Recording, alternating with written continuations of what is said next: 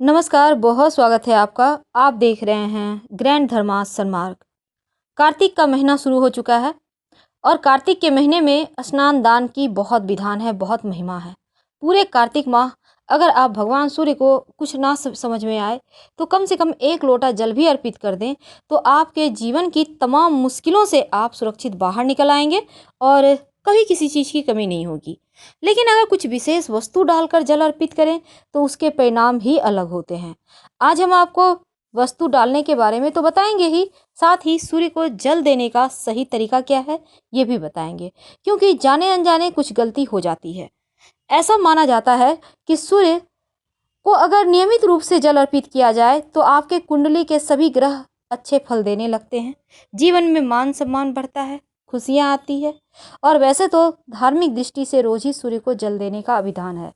कार्तिक के महीने में भगवान श्री हरि, चूंकि चातुर्मास चल रहा है और भगवान श्री हरि जगेंगे देव उठनी एकादशी के दिन, तब जीवन में चमत्कार होगा। यहाँ से शुभ मंगल कार्य शुरू हो जाएंगे, जो अभी तक नहीं हो पा रहा वो होने लगेगा। तो आइए जानते हैं कि कैसे सूर्य को मनाइए।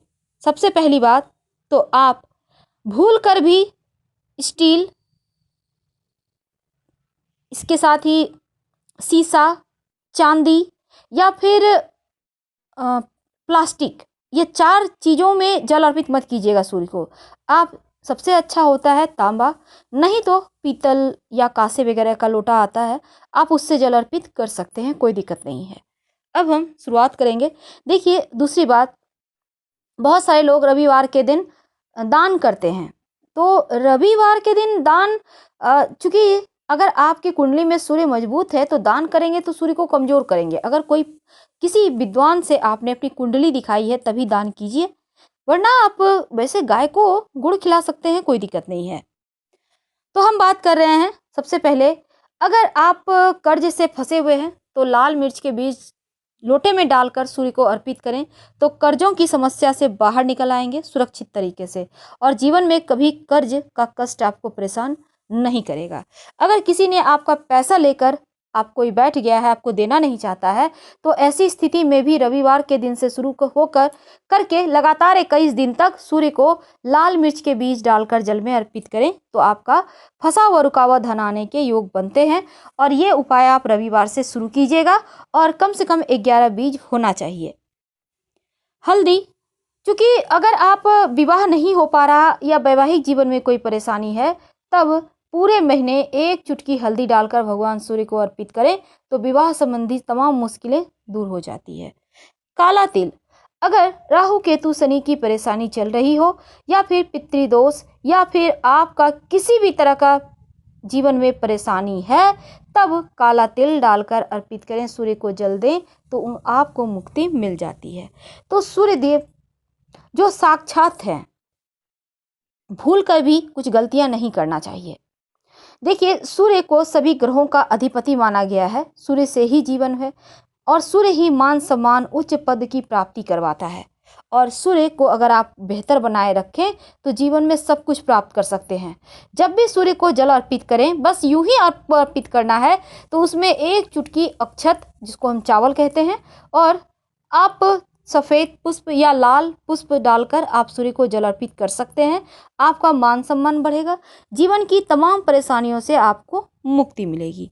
तो ये उपाय आप रोज ही करें, कोई दिक्कत नहीं है, पूरे साल कर सकते हैं, जीवन पर्यंत कर सकते हैं। अक्षत, बहुत सारे लोग सूर्य को जल देते समय मंत्र भी जपते हैं, लेकिन सूर्य को जल देने का सही तरीका क्या है, उसके बाद हम मंत्र की भी बात करेंगे। देखिए, सबसे पहली बात, जब आप सूर्य को जल देते हैं तो 7 बार थोड़ा थोड़ा करके जल अर्पित करें।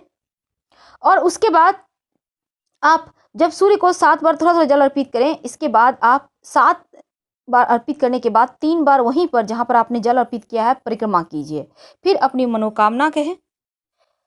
इस तरह से आप सूर्य को जल दे सकते हैं। दूसरी बात, अगर शत्रु विरोधी ज्यादा एक्टिव हो गए हैं, जीवन में बहुत परेशानी है, तब ऐसे में सूर्य को जल देते समय लाल गुड़हल का पुष्प डालकर आप सूर्य को जल अर्पित करें तो शत्रु विरोधी से मुक्ति मिलती है। यहाँ तक कि शनि राहु केतु भी सुफल देने लगता है। तो जल अर्पित करने के समय कुछ बातों के बारे में हम बीच बीच में आपके साथ साझा कर रहे हैं ताकि आपको समझने में आसानी हो।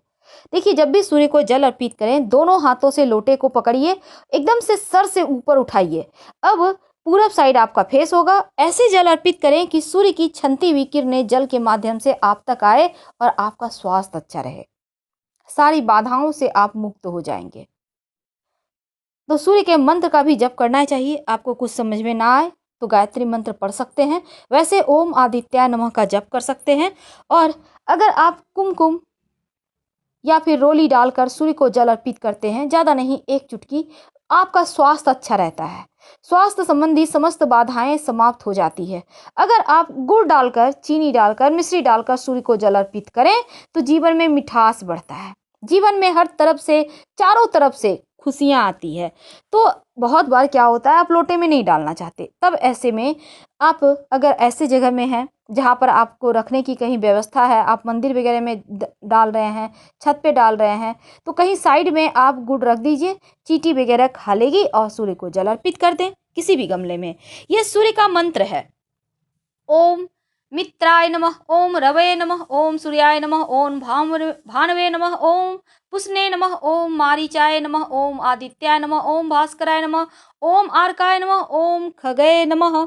इस मंत्र का जप आप अगर नियमित रूप से करें सूर्य को जल अर्पित करने के बाद, तो कुंडली के सारे ग्रह अनुकूल होते हैं। सूर्य की कृपा से आपके जो सूर्य के वजह से जो परेशानी है वो समाप्त होती है।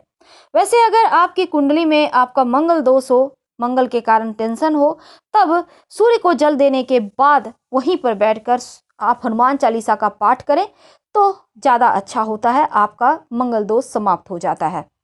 वैसे भी दूषित मंगल को ठीक करने के लिए सूर्य को मीठा जल अर्पित करने का विधान है।